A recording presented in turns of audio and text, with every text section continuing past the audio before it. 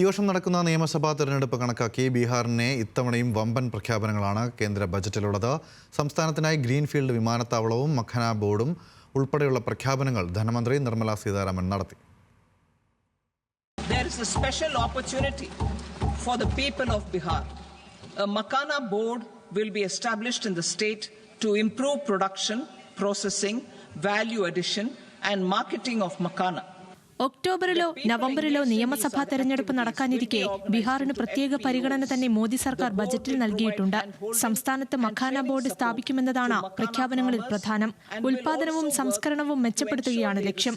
ഇതുവഴി കേന്ദ്ര സർക്കാരിന്റെ നിരവധി പദ്ധതികളുടെ ആനുകൂല്യങ്ങൾ ബീഹാറിലെ മഖാന കർഷകർക്ക് ലഭിക്കും. രാജ്യത്തെ മഖാന ഉൽപാദനത്തിന്റെ 80% ബീഹാറിലാണ്. 4 ഗ്രീൻഫീൽഡ് വിമാനത്താവളവും ബജറ്റിലൂടെ സംസ്ഥാനത്തിന് ലഭിച്ചു.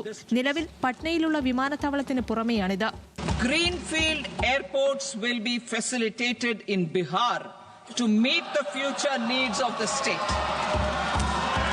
These will be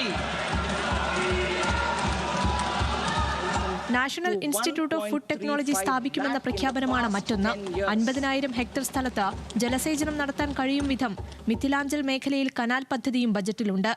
ഒപ്പം പട്ന IITയുടെ ശേഷി വർദ്ധിപ്പിക്കുകയും ചെയ്യും. Additional infrastructure will be created in the 5 IITs started after 2014 to facilitate education for 6,500 more students. Hostel and other infrastructure capacity at IIT Patna will also be expanded. തുടർച്ചയായി 2ാം തവണയാണ് ബജറ്റിൽ ബീഹാറിന് തലോടൽ ലഭിക്കുന്നത്.